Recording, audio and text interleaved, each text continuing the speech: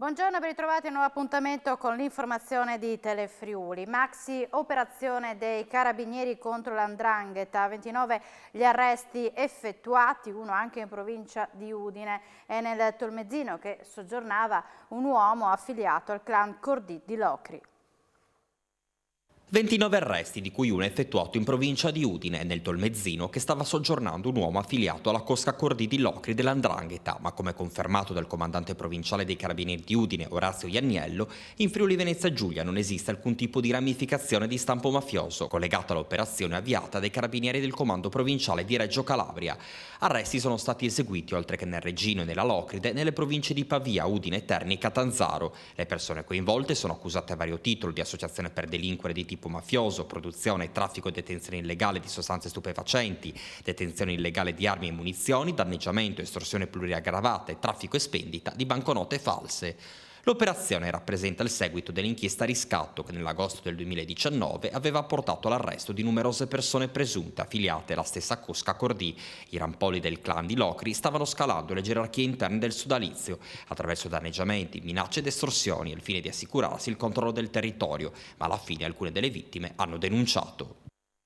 Questa mattina, coordinati dalla Procura della Repubblica di Napoli, i finanzieri del Nucleo di Polizia Economico-Finanziaria della Guardia di Finanza di Napoli, Frosinone e Trieste, in collaborazione con i funzionari del Nucleo Operativo Accise dell'Agenzia delle Accise, Dogane e Monopoli, hanno dato esecuzione a misure cautelari a carico di 2 soggetti, nonché a un decreto di sequestro per complessivi 44 milioni di euro a carico di 5 società e 6 persone fisiche indiziate di partecipazione a un'associazione per delinquere attiva nelle province di Napoli e Frosinone, di dichiarazione fraudolenta mediante fatture per operazioni inesistenti e di frode della commercializzazione di prodotti petroliferi.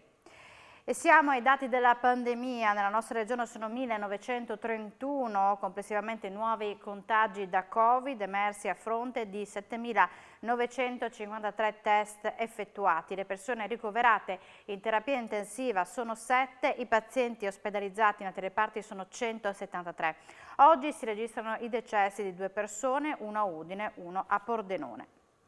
I comuni cercano personale per gli uffici tecnici, geometri, architetti e ingegneri preferiscono lavorare nel privato piuttosto che chiudersi in un palazzo comunale. L'appello del sindaco di Premariacco.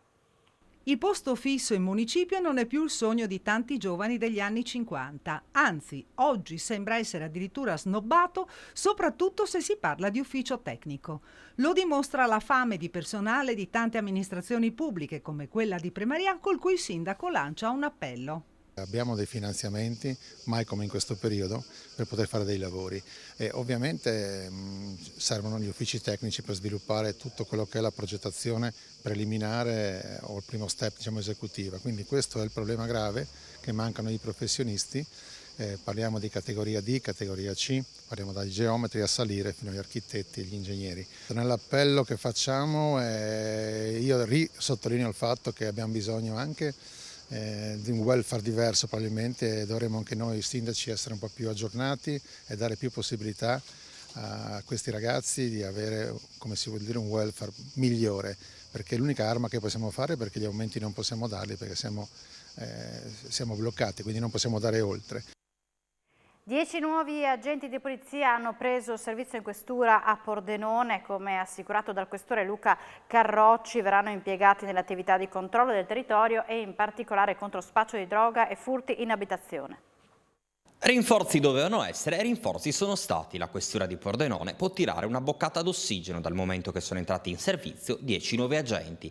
Si tratta di poliziotti che andranno a svolgere compiti specifici di controllo del territorio, soprattutto in quelle aree della città e dell'interna pordenonese, dove dal punto di vista della sicurezza sono emerse le maggiori criticità tra spaccio di sostanze stupefacenti, bivacchi e furti in abitazione. Sono arrivati 10 agenti, di cui 5 appena usciti dalle scuole che stanno terminando il corso di formazione, e altri 5 invece sono trasferiti da altre sedi di servizio, quindi personale che già era entrato come effettivo e che stava prestando la sua opera. Adesso vediamo, ovviamente io do sempre molta importanza e molto risalto al territorio, quindi alla nostra presenza sul territorio, alla nostra visibilità nei confronti dei cittadini, e quindi è chiaro che buona parte di loro saranno impiegati proprio nel servizio di controllo del territorio. Arriva a Udine il coro pontificio che si esibirà nella cattedrale in occasione dei festeggiamenti per i patroni Ermacora e Fortunato il 12 e il 13 luglio. Grandi festeggiamenti sono previsti a Udine il 12 luglio in occasione della ricorrenza dei santi patroni Ermacora e Fortunato, con l'arrivo in città del coro pontificio. Il coro della Cappella Musicale Pontificia Sistina, che penso sia il coro più vecchio al mondo, ha più di 1500 anni, composto da voci maschili sia da adulti che da giovani, e che allieterà la Santa Messa che sarà celebrata da Sua Eminenza un cardinale Mamberti, che viene da Roma, assieme al nostro arcivescovo, nel luogo simbolo adiacente alla nostra cattedrale. Il concerto sarà tenuto quest'anno da Simone Cristicchi con l'orchestra Naonis e il coro del Friuli Venezia Giulia, diretti dal maestro Walter Sivilotti, che è un altro nostro conterraneo friulano. In più, il giorno successivo, il giorno 13, il coro della Cappella Musicale Pontificia Sistina si esibirà nella cattedrale, quindi ritornerà in Duomo per un concerto, anche questo straordinario, ad ingresso libero.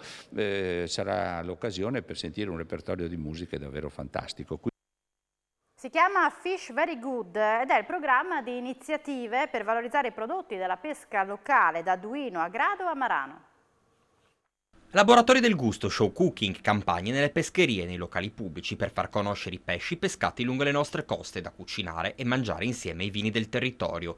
E Fish Very Good, il salone a miglio zero promosso dalla Camera di Commercio della Venezia Giulia, dall'azienda speciale Aries, dal GRAC, gruppo di azione costiera.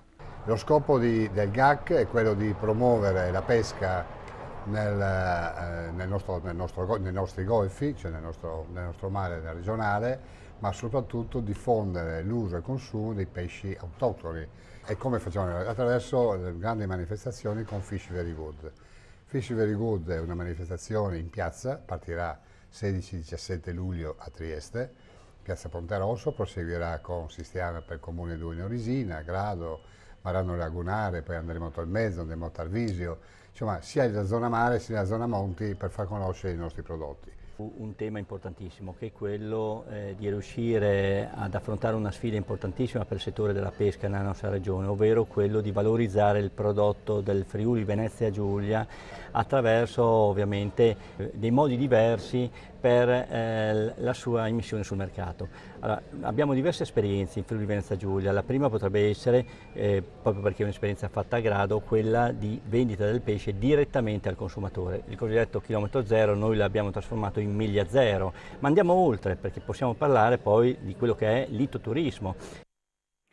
Polcenigo è stato scelto dall'Istituto Nazionale di Geofisica e Vulcanologia per il posizionamento di una rete di sensori per il monitoraggio tettonico. Il progetto prevede un monitoraggio costante con l'obiettivo di raccogliere dati per lo studio delle dinamiche idrotettoniche, deformazioni del suolo causate dall'apporto di pioggia e neve che riguardano la dorsale friulana del Cansiglio Cavallo. Studi precedenti hanno permesso di capire come il carico idraulico abbia delle influenze sulla sismicità. I sensori andranno a registrare gli spostamenti della montagna che in presenza di piogge si comporta come una gigantesca spugna che trattiene l'acqua gonfiandosi per poi rilasciare la stessa nel tempo in sorgente o per evaporazione e nei periodi secchi.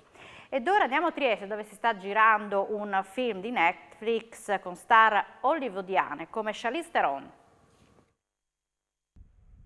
Si chiama The Old Guard 2 ed è la nuova produzione Netflix che ha invaso Trieste in questi giorni. 2 le location scelte: via Foschiatti, vicino all'ospedale Maggiore, che è diventato un sobborgo di una cittadina francese, e poi le rive, che invece nel film saranno effettivamente Trieste, secondo almeno quanto trapela.